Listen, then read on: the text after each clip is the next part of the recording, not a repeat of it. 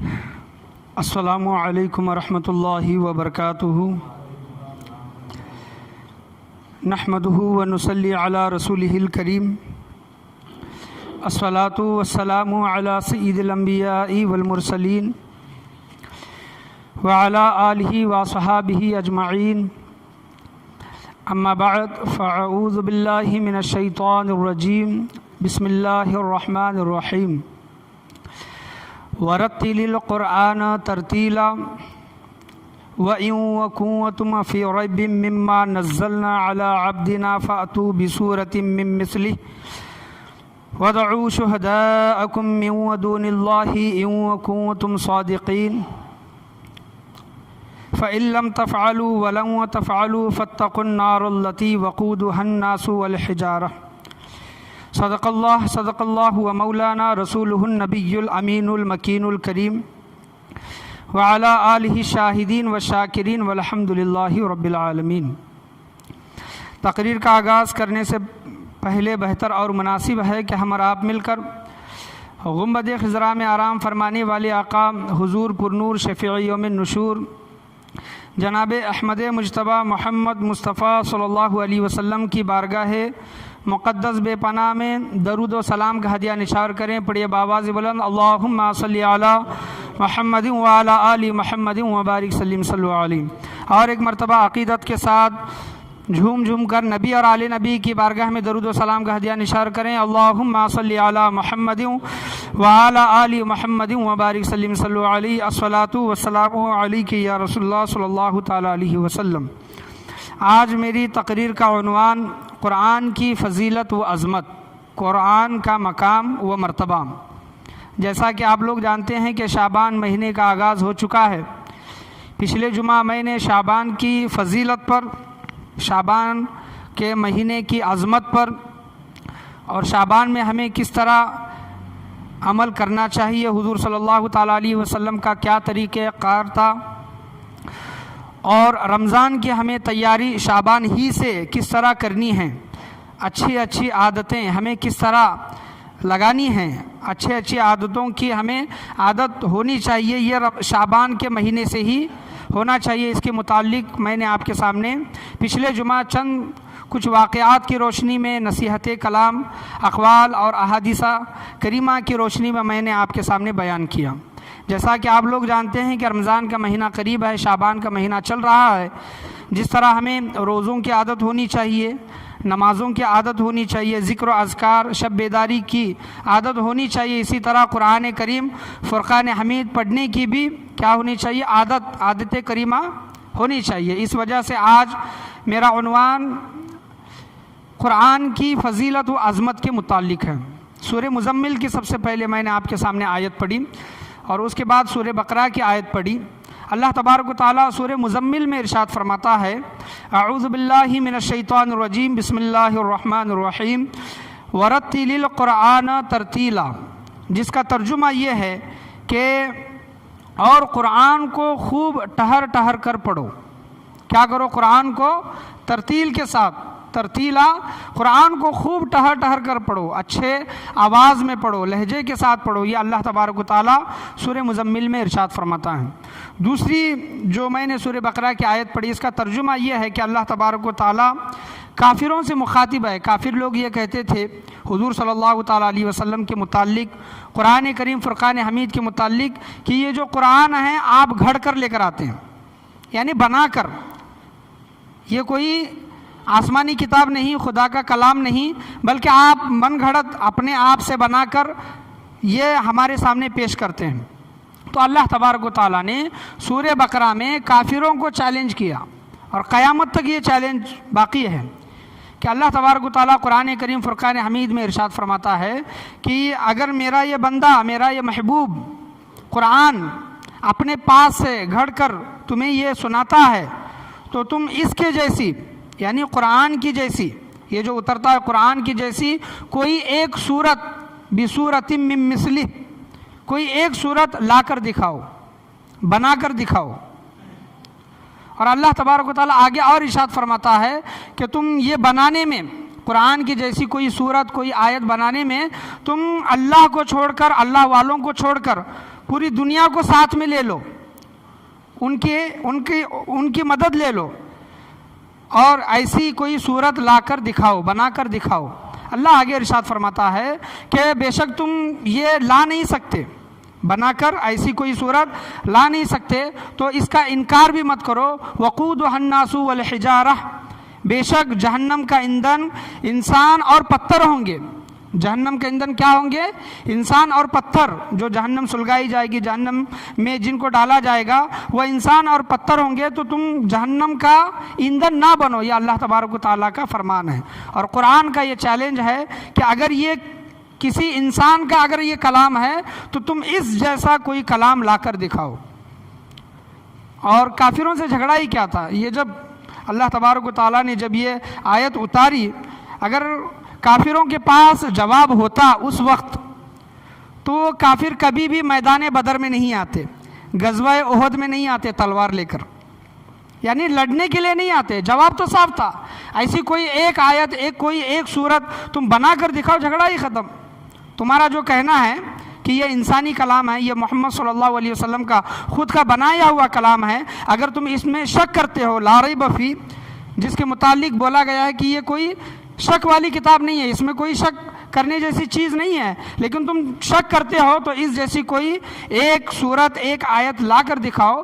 تو کافر جتنے بھی تھے وہ لاجواب ہو گئے، یعنی ان کے پاس کوئی جواب نہیں۔ تو ہوا کیا؟ وہ لڑنے کے لیے اترے۔ تو قرآن کریم فرقان حمید کی یہ شان ہے کہ دیگر جتنے بھی صحیفے اترے آسمان سے، اور جتنی بھی آسمانی کتابیں اتری، جو 4 مشہور کتابیں جن کا ذکر کیا جاتا ہے، سوائے قرآن کریم فرقان حمید کے وہ محفوظ نہ رہے، یعنی اس میں کیا ہوا؟ رد و بدل ہوا۔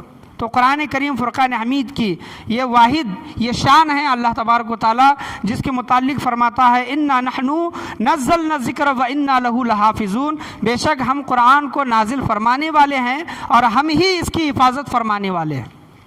یعنی اللہ نے اس کے متعلق بیان فرمایا، اللہ تبارک و تعالیٰ نے فرمایا کہ ہم قرآن کو نازل فرمانے والے ہیں اور ہم ہی اس کی حفاظت کرنے والے ہیں۔ دیگر کتابوں کے متعلق اللہ نے نہیں فرمایا، اس کی وجہ سے توریت ہو، زبور ہو، انجیل ہو یا پھر دیگر صحیفے ہو، اس میں لوگوں نے اپنے من مرضی کے مطابق کیا کیا؟ چینج کیا، رد و بدل کیا۔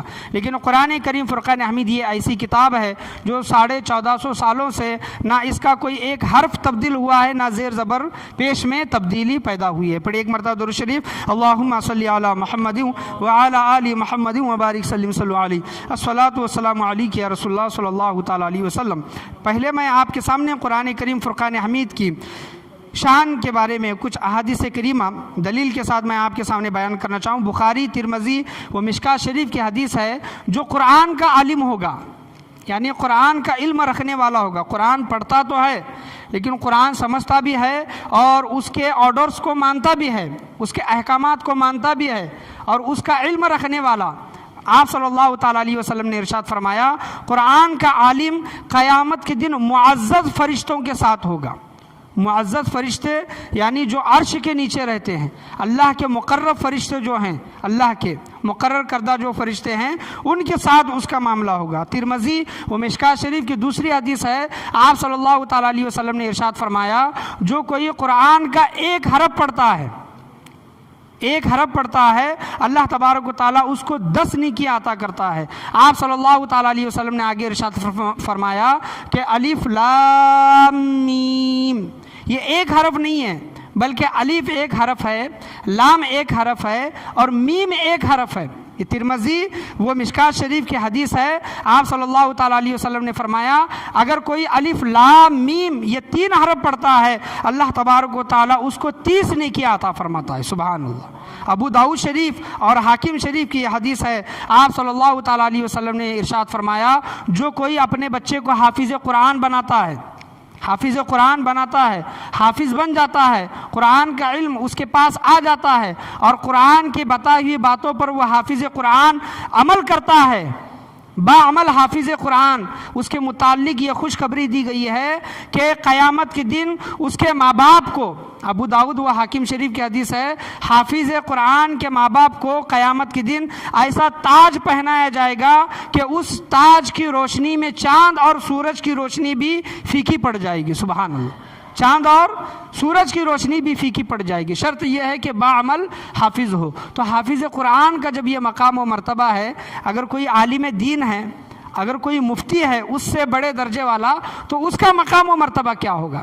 حافظ کا ایک قرآن، یہ مرتبہ اللہ کے پیارے نبی صلی اللہ تعالیٰ علیہ وسلم نے ارشاد فرمایا۔ اور ایک حدیث آپ صلی اللہ علیہ وسلم ارشاد فرماتے ہیں کہ تم میں بہترین شخص وہ ہیں، تم میں زمین پر، سرزمین پر تم میں بہترین لوگ وہ ہیں جو قرآن کو سیکھے اور سکھائے۔ خیرکم من تعلم القرآن وعلمہ، آپ صلی اللہ علیہ وسلم نے فرمایا کہ تم میں بہترین لوگ وہ ہیں جو قرآن کو سیکھے بھی اور سکھائے بھی، سرزمین پر یہ سب سے بہترین لوگ ہیں۔ اس سے مراد کوئی مدرسہ مکتب وغیرہ نہیں، ہر کوئی، اگر کوئی گھر کا معاملہ ہے، کوئی باپ اپنے بچے کو پڑھاتا ہے، کوئی استاد اپنے شاگرد کو پڑھاتا ہے، مدرسے میں پڑھائی چل رہی ہے، مکتب عربی میں پڑھائی چل رہی ہے، تو ان کو بھی یہ ثواب حاصل ہے، ان کو بھی یہ ثواب کیا ہے؟ حاصل ہے۔ پڑھ ایک مرتبہ درود شریف، اللہم صلی علی محمد وعلی آل محمد وبارک وسلم صلی اللہ علیہ، الصلاۃ والسلام علیک یا رسول اللہ صلی اللہ تعالیٰ علیہ وسلم۔ ترمذی و ابن ماجہ کی احادیث کریمہ میں یہ آیا ہے کہ آپ صلی اللہ تعالیٰ علیہ وسلم ارشاد فرماتے ہیں، جو کوئی قرآن کا حافظ ہوگا، حافظ قرآن ہوگا، باعمل حافظ، قیامت کے دن وہ حافظ قرآن 10 ایسے لوگوں کی بخشش و مغفرت فرمائے گا، ایسے لوگوں کو جہنم سے نکالے گا جن 10 لوگوں پر جہنم واجب ہو چکی ہے، یعنی جہنم میں جانے کا انہیں حکم ہو چکا ہے، وہ جہنم واجب ہو چکی ہے۔ ایسا حافظ قرآن اپنے گھر کے 10 لوگوں کو جہنم سے نکال کر جنت میں لے کر جائے گا۔ یہ حافظ کا مقام و مرتبہ ہے۔ تو عالم دین اور مفتیان اعظام، علماء اعظام جو ہمارے سر کے تاج ہیں، ان کا مقام و مرتبہ کیا ہوگا؟ تو ہمیں کسی بھی عالم دین کی شان میں، علماء کرام کی شان میں ادنا سی بھی گستاخی کرنے سے پرہیز کرنا چاہیے، جب تک ہم کوئی ایک نتیجے پر پہنچ نہیں جاتے۔ ہوتا کیا ہے، کسی کی بات ہم سنیں، اس کے متعلق بدگمانی دل میں پیدا ہوئی، اس کے خلاف بھلے برے الفاظ استعمال کرنا ہم شروع کر دیتے ہیں۔ اور یہ علماء دین کون ہیں؟ یہ علماء دین نبیوں کے وارث ہیں، نبیوں کے وارث۔ نبی جو آئے ہیں یہ علم لے کر آئے ہیں، اور یہ وراثت میں علم چھوڑ کر جاتے ہیں۔ اللہ کے نبی علم چھوڑ کر جاتے ہیں، تو علم کے وارث کون ہوئے؟ علم والے۔ جائیداد کے وارث تو بچے ہوتے ہیں، بال بچے، بیوی، یہ ہوتے ہیں، لیکن علم کے وارث کون ہوئے؟ علم والے ہوئے۔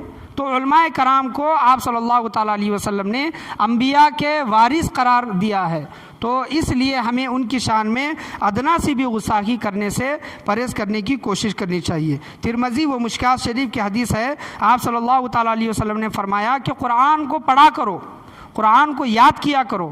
جس کے دل میں کوئی قرآن نہیں ہے، قرآن سے مراد یہاں پر پورا کے پورا قرآن نہیں ہے، مطلب کچھ آیتیں، کچھ صورتیں قرآن کی یاد ہونا ضروری ہے۔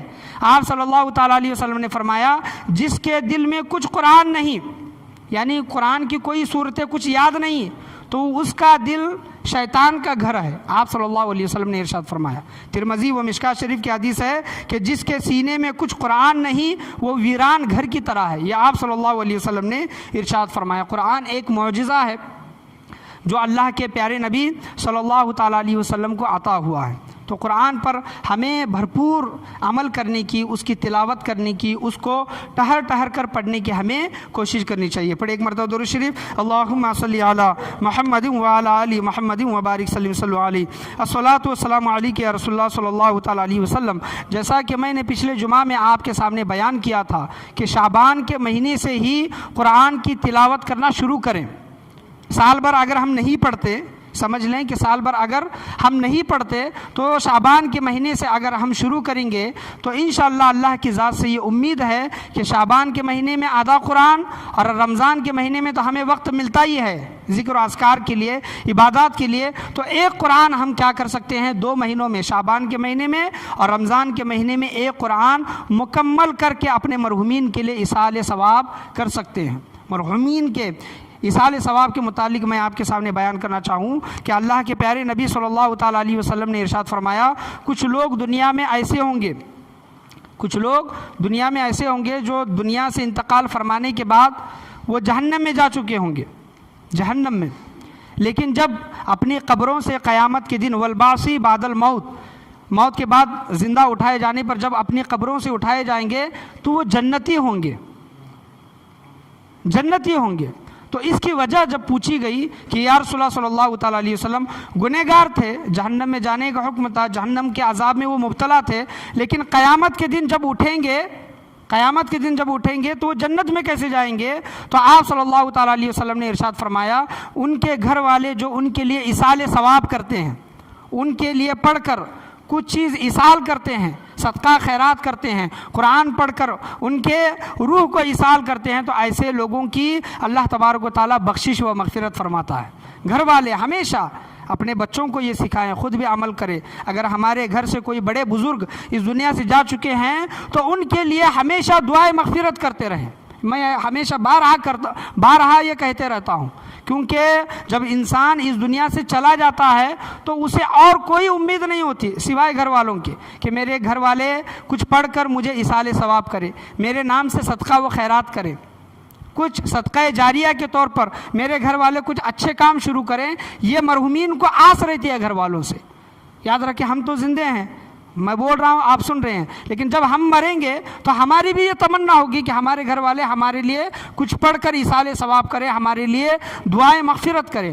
اگر وہ شخص گنہگار ہوگا، جہنم کے آگ میں جلتا ہوگا، ہماری دعاؤں سے اللہ تبارک و تعالیٰ اس کی بخشش و مغفرت فرمائے گا۔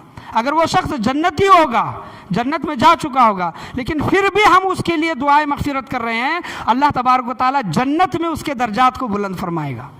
تو فائدہ ہی فائدہ ہے، یاد رکھیں۔ تو ہم یہ سلسلہ جب ہم یہ چالو رکھیں گے، یہ عمل کرتے رہیں گے اور اپنے بچوں کو بھی یہ عمل جب سکھائیں گے تو پیڑھی در پیڑھی، نسل در نسل یہ چیز ہوتی رہے گی۔ یہ صدقہ جاریہ کے طور پر دنیا میں بھی ہم اس کا فائدہ اٹھائیں گے اور قبر میں، حشر میں بھی اس کا ہمیں فائدہ ملے گا۔ پڑھیں ایک مرتبہ درود شریف، اللہم صلی علی محمد وعلی آل محمد وبارک وسلم، صلی علیہ الصلاۃ والسلام علیک یا رسول اللہ صلی اللہ تعالیٰ علیہ وسلم۔ تو قرآن کی شان یہ ہے کہ اللہ تبارک و تعالیٰ اس کو نازل فرمانے والا ہے اور اللہ تبارک و تعالیٰ اس کی حفاظت فرمانے والا ہے۔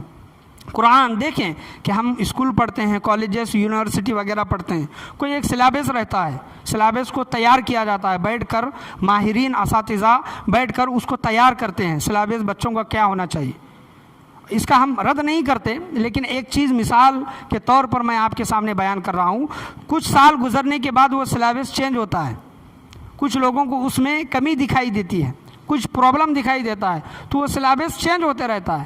لیکن قرآن کے احکامات، قرآن کا فرمان، جو بھی قرآن کی آیتیں اتری ہیں الحمد سے لے کر والناس تک، اللہ تبارک و تعالیٰ کا یہ قرآن 1450 سال سے نہ بدلا ہے، نہ قیامت تک یہ بدل سکتا ہے۔ بہت سے لوگوں نے کوشش کی کہ قرآن کو بدلا جائے، اس میں فیر بدل کیا جائے، اس پر الزامات لگائے جائیں۔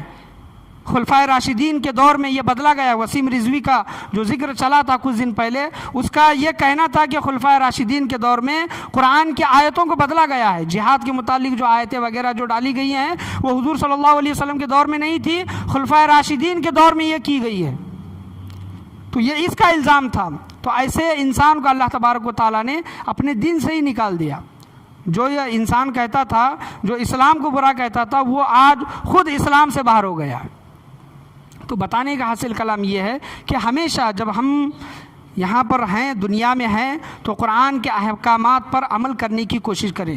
یہ ایسے احکامات ہیں کہ دیکھیں کہ ہم اپنے بچے کو ہر چیز سکھاتے ہیں، ڈاکٹر بناتے ہیں، انجینئر بناتے ہیں، وکیل بناتے ہیں، دیگر اور شعبے ہیں جن میں ہم اپنے بچوں کو اچھے سے اچھا بنانے کی کوشش کرتے ہیں۔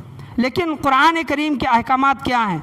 کیا ہم قرآن کریم فرقان حمید پر اس طرح عمل کرتے ہیں جس طرح ہمیں عمل کرنا چاہیے؟ کیا ہم نے قرآن کا اس طرح حق ادا کیا ہے جس طرح ہمیں حق ادا کرنا چاہیے؟ ہم نے یہ سمجھا ہے کہ قرآن کو صرف پڑھ لینا عربی عبارت کے ساتھ، ہم اجمی لوگ ہیں، عربی کو میننگ کے ساتھ نہیں جانتے، لیکن ہمارے علماء کرام نے ہمارے اوپر احسان کیا ہے، قرآن کا ترجمہ بھی، ٹرانسلیٹ بھی کیا ہے اور اس کا تفسیر بھی کی ہے۔ آیت کا شان نزول بھی بتایا ہے، کون سی آیت کب اتری، کس وجہ سے اتری، اس کا حکم ابھی باقی ہے یا پھر نہیں باقی ہے، یہ تمام چیزیں کیا ہیں ہمارے سامنے ہیں۔ لیکن ہم صرف کیا کرتے ہیں، قرآن کو صرف عربی عبارت کے ساتھ پڑھتے ہیں۔ آپ بتائیں، کسی مفتی صاحب سے کسی نے ایک چیز پوچھی کہ مفتی صاحب کہ میں قرآن کو عربی عبارت کے ساتھ پڑھتا ہوں جس طرح ہم اور آپ پڑھتے ہیں، یہ پڑھنا بہتر ہے یا قرآن کو ترجمہ و تفسیر کے ساتھ پڑھنا بہتر ہے؟ تو مفتی صاحب نے اس انسان کو جواب دیا کہ آپ 10 قرآن پڑھ لیں۔ کیا پڑھ لیں؟ 10 قرآن دیکھ کر پڑھ لیں، اور صرف قرآن کا ایک رکوع ترجمہ اور تفسیر کے ساتھ پڑھ لیں تو 10 قرآن پڑھنے سے بہتر ہے، کیونکہ ہم نے قرآن کو سمجھ کر پڑھا ہے، اس وجہ سے ثواب زیادہ ہے۔ اس طرح ہم قرآن کو پڑھتے ہیں، قرآن کا ایسا مقام و مرتبہ ہے، اس کی کتاب، اس کی شان، اس کی عظمت، اس کی فضیلت ایسی ہے کہ قرآن کو دیکھنا بھی ثواب، قرآن کو سننا بھی ثواب، قرآن کو ہاتھ لگانا بھی ثواب۔ قرآن کو اگر ہم ہاتھ لگائیں گے وضو میں تو ہاتھ لگانا بھی ثواب۔ اگر کوئی انسان قرآن کو پڑھتا نہیں، یعنی اس کو پڑھنا آتا ہی نہیں، بچپن سے لے کر ابھی تک اس نے قرآن کو پڑھا نہیں، صرف قرآن کھول کر صرف انگلیاں وہ قرآن کے آیتوں پر ایسا گھماتا ہے، انگلیاں گھماتا ہے، تو انگلیاں گھمانے کا بھی اس کو ثواب ملے گا، ثواب کی کمی نہیں ہے۔ لیکن یہاں پر میرا اصل مقصد جو بتانے کا یہ ہے کہ کیا ہم نے قرآن کے احکامات کو سمجھے ہیں، اس پر عمل کرنے کی کوشش کی ہے؟ خود بھی نہیں سمجھتے اور اپنے آنے والی نسل کو بھی نہیں سمجھاتے، اور ہم نے یہ کام شروع کرنا یا پھر یہ کام کرنا بند کر دیا، دیگر دوسری جماعتوں نے یہ کام شروع کیا۔ آج نئی نسل کے سامنے وہ جو دوسری جماعتیں ہیں حدیث کو پیش کرتی ہیں، قرآن کو پیش کرتی ہے، اور ہم ان کے سامنے کیا پیش کرتے ہیں؟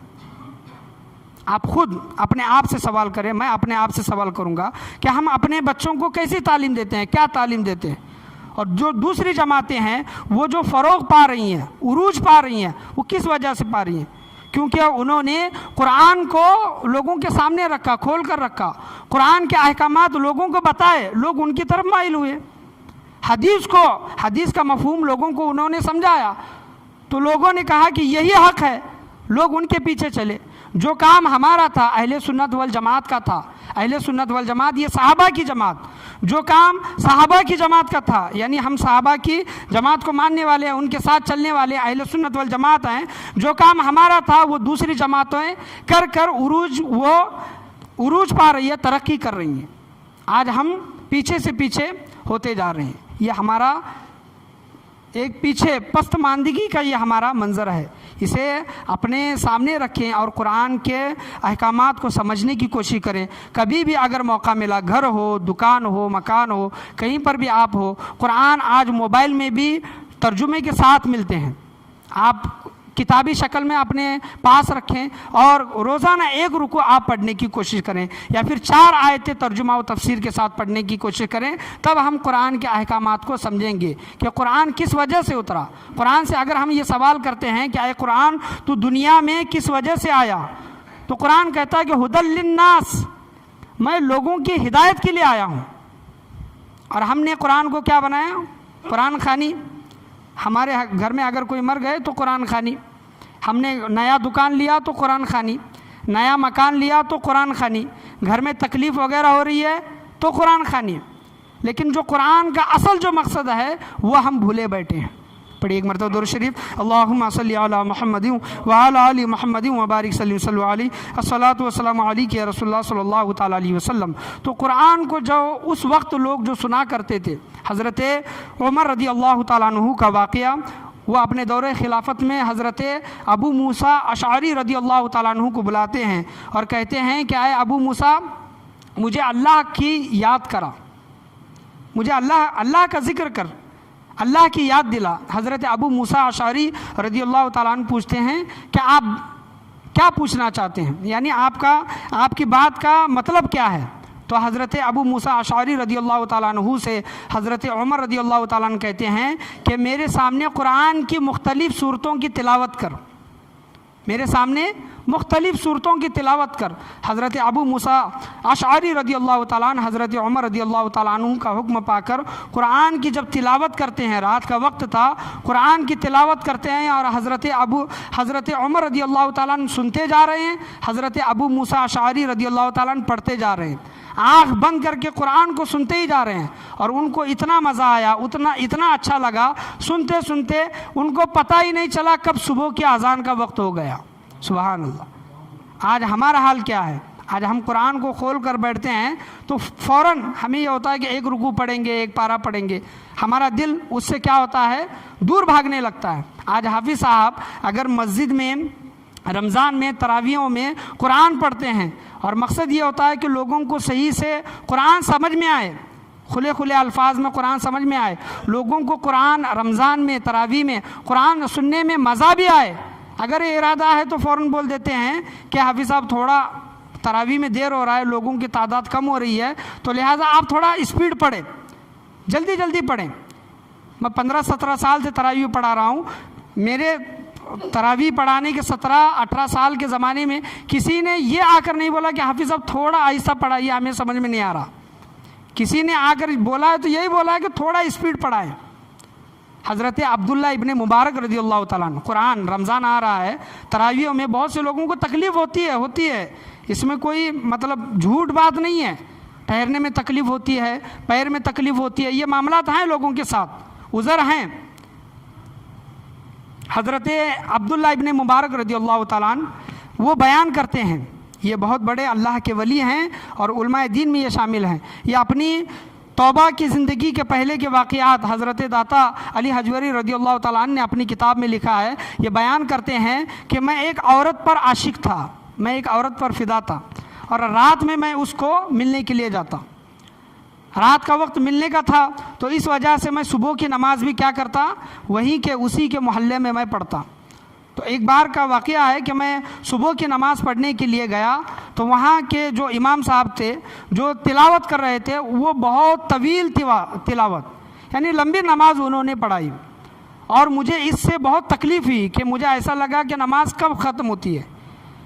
امام صاحب کی تلاوت بہت طویل ہوئی، اور جب نماز پڑھ کر میں اس عورت سے ملنے کے لیے جب گیا تو وہ عورت تو نہیں ملی، دوسرے رات میں نے اس کا انتظار کیا، وہ عورت نہیں ملی، جب پوچھا، رات پوری گزر گئی، میں اس کے انتظار میں کھڑا رہا، اس عورت سے جب پوچھا تو اس عورت نے کہا کہ مہمان آئے ہیں، میں مل نہیں سکتی، تو میں اس پر ناراض نہیں ہوا، پوری رات میں کھڑا رہا لیکن ناراض نہیں ہوا۔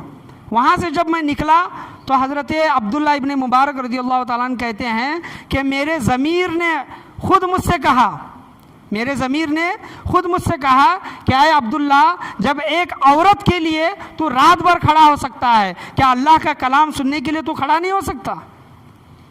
دل میں وہ تڑپ، وہ لذت پیدا ہونی چاہیے قرآن سننے کی۔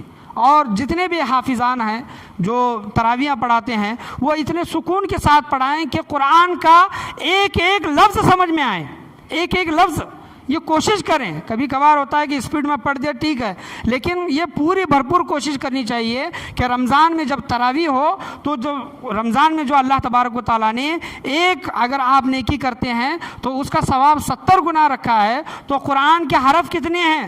جب آپ تراویحوں میں سنتے ہیں قرآن تو ایک حرف پر اللہ تبارک و تعالیٰ 10 نیکی عطا کرتا ہے، وہی اگر رمضان میں سن رہے ہیں تو ایک کے بدلے 70 نیکیاں اللہ تبارک و تعالیٰ عطا کر رہا ہے۔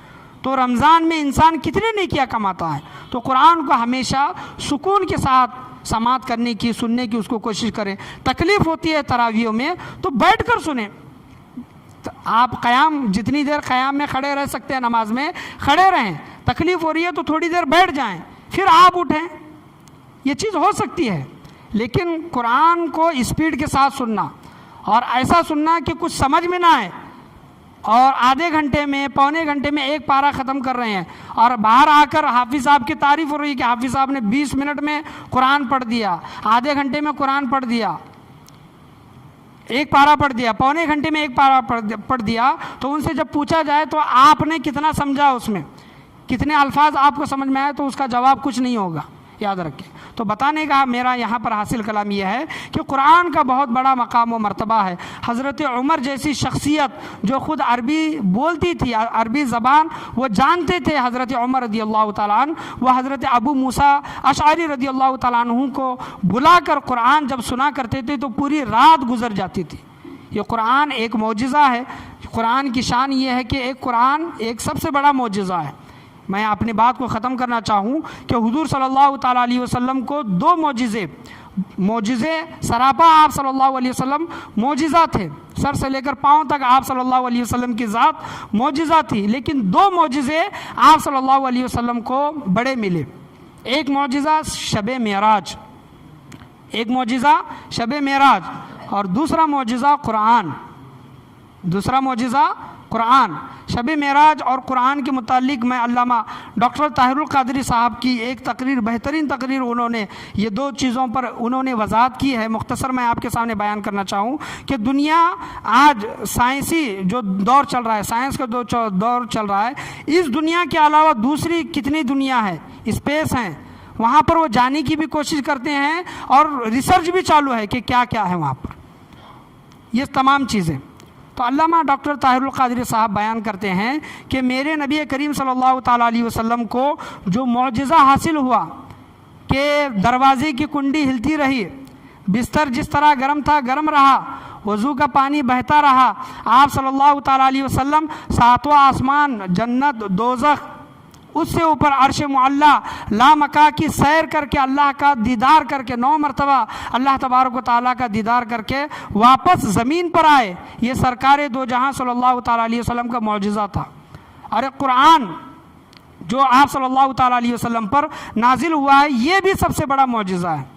یعنی یہ سائنسی دور جس طرح ترقی کرتا جائے گا، آگے آگے بڑھتا جائے گا، عروج اس کو حاصل ہوگا، اور جب اس بات پر پہنچے گا کہ ہاں پاسبل ہے کہ کچھ وقت میں اتنا سفر طے کیا جا سکتا ہے، تب حضور صلی اللہ تعالیٰ علیہ وسلم کی حقیقت ان سائنسدانوں کو پتہ چلے گی جو 1450 سال پہلے جو کہا کرتے تھے کہ کچھ ہی وقت میں میں اللہ کا دیدار کر کے آیا ہوں، اس وقت بھی انکار کرنے والے تھے، آج بھی کچھ لوگ انکار کرنے والے ہیں، لیکن یہ سائنسی دور ہے، آتے آتے وقت جو یہ عروج حاصل کرے گا، اپنے میسائلز، اپنے راکٹ وغیرہ جو اوپر بھیجے گا، اور اس بات کا وہ قائل ہوگا کہ ہاں کچھ وقت میں اتنا سفر کیا جا سکتا ہے، تب وہ اپنا سر جھکائیں گے حضور صلی اللہ علیہ وسلم کی بارگاہ میں، تب اس بات کو تسلیم کریں گے۔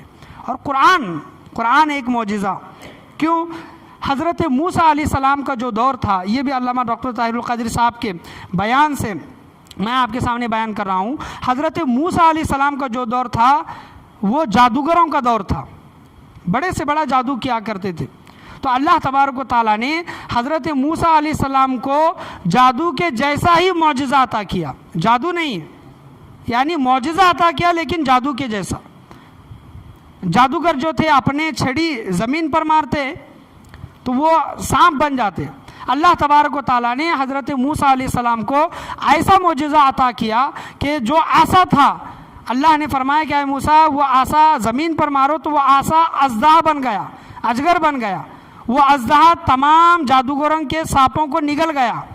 یعنی اس وقت وہ دور کون سا تھا؟ جادوگروں کا دور تھا۔ اس حساب سے اللہ تبارک و تعالیٰ نے حضرت موسیٰ علیہ السلام کو جو معجزہ عطا کیا وہ جادو کے جیسا تھا، معجزہ تھا۔ ہر نبی کے دور میں جو بھی اللہ تبارک و تعالیٰ نے جو معجزے عطا کیے وہ دور میں جو چل رہا تھا اسی حساب سے۔ حضرت عیسیٰ علیہ السلام کے دور میں ماہر طبیب، ڈاکٹرز، حکیم ایسے جو کوڑ کی بیماری کو، اندھے کی بیماری کو ٹھیک کرتے تھے، یعنی اندھا ہے تو اس کو آنکھیں عطا کرنا، کوڑ ہے، برس کی بیماری ہے تو وہ ٹھیک کرنا۔ اللہ تبارک و تعالیٰ نے حضرت عیسیٰ علیہ السلام کو ایسا معجزہ عطا کیا کہ حضرت عیسیٰ علیہ السلام کسی کے آنکھ پر ہاتھ پھیر دیتے، اگر وہ مادر ذات اندھا ہے یعنی پیدائش اندھا ہے، اللہ تبارک و تعالیٰ حضرت عیسیٰ علیہ السلام کے ذریعے اس کو آنکھیں عطا کرتا۔ کوڑ کی بیماری ہے، حضرت عیسیٰ علیہ السلام ہاتھ پھیر دیتے تو اللہ تبارک و تعالیٰ کیا کرتا؟ حضرت عیسیٰ علیہ السلام کے ذریعے حضرت عیسیٰ علیہ السلام اس کوڑی کے جسم پر اگر ہاتھ پھیر دیتے تو وہ کوڑ کی بیماری ٹھیک ہو جاتی۔ तब वो तबीबों ने देखकर कहा कि हज़रत ईसा अलैहिस्सलाम के जो पास है वो जादू नहीं है बल्कि मौजज़ा है, ये अल्लाह के सच्चे नबी और रसूल हैं। हज़रत मूसा अलैहिस्सलाम को जब देखा जादूगरों ने तो ये कहा कि हम जादू को बखूबी जानते हैं कि जादू क्या होता है, लेकिन हज़रत मूसा अलैहिस्सलाम ने जो किया वो जादू नहीं है बल्कि मौजज़ा है। उस वक्त वो जादूगर हज़रत मूसा अलैहिस्सलाम पर ईमान लेकर आए। वो हकीम, वो तबीब, जो डॉक्टर्स थे, हज़रत ईसा अलैहिस्सलाम के इस मौजूज़े को देखकर ईमान लेकर आए। अब आया हुजूर सल्लल्लाहु अलैहि वसल्लम का दौर। कुरान किस तरह बड़ा मौजूज़ा है कि उस वक्त अरब अपनी ज़बानों पर नाज करते थे। क्या करते थे? अरब अपनी ज़बानों पर नाज करते थे और दूसरों की ज़बानों को हकीर जानते थे। अल्लाह तबारक व तआला ने उन्हीं में से एक रसूल को भेजा जो अल्लाह की आयतें तिलावत करता है उन्हीं की ज़बान में। किन की ज़बान में? अरबी ज़बान में, उन्हीं की ज़बान में। वो अरब लोग अपनी ज़बान पर फ़ख्र करते थे। अल्लाह तबारक व तआला ने उन्हीं में से एक रसूल भेजा। वो रसूल उन्हीं में अल्लाह की आयतें तिलावत करता है। जब इल्ज़ाम लगा कि ये जो आप आयतें बयान करते हैं ये आप अपने खुद से गढ़ कर लाए हैं, तो अल्लाह तबारक व तआला ने इरशाद फरमाया, जो सूरह बकरा की मैंने आपके सामने शुरू की आयत पढ़ी, ये नबी अपने पास से ये आयतें अगर बना कर लाता है तो इस जैसी आयत, कोई सूरत तुम बना कर लेकर आओ, कोई सूरत, कोई आयत बना कर लेकर आओ, तुम बना कर ला नहीं सकते। अल्लाह तबारक व तआला का ये फरमान है, ये चैलेंज है, क़यामत तक है। व इन कुंतुम फ़ी रैबिम मिम्मा नज़्ज़लना अला अब्दिना फ़अतू बिसूरतिम मिन मिस्ली वदऊ शुहदाअकुम मिन दूनिल्लाह इन कुंतुम सादिक़ीन। अगर तुम पूरे मिल जाओ, अल्लाह को छोड़कर, अल्लाह वालों को छोड़कर अगर तुम पूरे मिल जाओ तो कुरान की जैसी एक सूरत भी तुम ला नहीं सकते। ये कुरान का फरमान है। तो ये कुरान क्या है? ये अल्लाह तबारक व तआला की तरफ से हुजूर सल्लल्लाहु तआला अलैहि वसल्लम को सबसे बड़ा मौजज़ा है। इसमें हर सूखी व तर चीज़ का जिक्र है। हज़रत अब्बास रज़ियल्लाहु तआला अन्हु बयान करते हैं, ये मुफस्सिराने किराम में से सबसे बड़े ये तफसीर वाले हैं। हज़रत अब्बास रज़ियल्लाहु तआला अन्हु कहते हैं कि हम लोग आज कुरान को छोड़कर दूसरे लोगों से जगह जगह भटकते हैं, दूसरे लोगों के पास जाते हैं। हालांकि अगर देखें तो हर चीज़ का हल कुरान में है, हर चीज़ की दवा कुरान में है, हर चीज़ का जवाब कुरान में है। हज़रत अब्बास रज़ियल्लाहु तआला अन्हु कहते हैं कि अगर मेरी ऊँट की रस्सी खो जाए, क्या कहते हैं हज़रत अब्बास? अगर मेरी ऊँट की रस्सी खो जाए तो मैं कुरान से वो रस्सी को हासिल करूँगा, कुरान पढ़कर, यानी कुरान से। तो आप अंदाज़ा लगा लें कि कुरान में क्या क्या चीज़ें हैं। हमने सिर्फ कुरान को अरबी इबारत के साथ पढ़ना, हमने ये समझा है कि हमने कुरान को पढ़ लिया। आप देखें खोलकर, आप कुरान को समझने की, उसको तर्जुमा और तफसीर के साथ पढ़ने की कोशिश करें, आपकी और हमारी ज़िंदगी बदल जाएगी, आने वाली नस्लों की ज़िंदगी बदल जाएगी। जो काम दूसरी जमातें कर रही हैं हमको करना चाहिए था, जो दूसरी जमातें कर रही हैं, हमारा भी ये फ़र्ज़ बनता है कि हम इस तर्ज़ अमल को अपनाएं, कुरान के अहकामात को समझने की कोशिश करें। इंशाअल्लाह अज़्ज़ व जल इसी मौजू पर मैं मुख्तसर आने वाले जुमा में बयान करने की मैं कोशिश करूँगा। अल्लाह से दुआ है कि अल्लाह तबारक व तआला हम तमाम लोगों को बोलने सुनने से ज़्यादा अमल करने की तौफ़ीक़ अता फ़रमाएँ। कुरान करीम फ़ुरक़ान हमीद के अहकामात को समझ कर उस पर अमल करने की तौफ़ीक़ अता फ़रमाएँ। कुरान का जो हक़ है, जो अदा करना चाहिए इंसान की ज़िंदगी में, जो कुरान आया है इंसान की हिदायत के लिए, हुदल लिन्नास, इंसानों की हिदायत के लिए जो आया है, तो कुरान से हमें हिदायत हासिल करने की अल्लाह तबारक व तआला हम तमाम लोगों को तौफ़ीक़ व रफ़ीक़ अता फ़रमाएँ। आज के दरस में, आज के महफ़िल में, बोलने में, सुनने में, समझने में, समझाने में किसी भी किस्म की गलती, कमी, बेशी, कोताही, खामी हुई है, अल्लाह तबारक व तआला उसे अपने फ़ज़ल व करम से उसे माफ़ अता फ़रमाएँ। आज हम पीछे हैं, आज कमज़ोर से कमज़ोर तर हम होते जा रहे हैं। इसकी असल एक सबसे बड़ी वजह ये है कि हमने कुरान का दामन छोड़ रखा है, कुरान का दामन छोड़ रखा है। तो हमें कुरान का दामन पकड़ने की और कुरान पर पूरा अमल करने की तौफ़ीक़ व रफ़ीक़ अता फ़रमाएँ। ला इलाहा इल्लल्लाह मुहम्मदुर रसूलुल्लाह सल्लल्लाहु तआला अलैहि वसल्लम व आखिरु दावाना अनिल हम्दुलिल्लाहि रब्बिल आलमीन। एक सब्सक्राइब करें हमारे चैनल को और बेल आइकन को क्लिक करना न भूलें ताकि आप देख सकें हमारे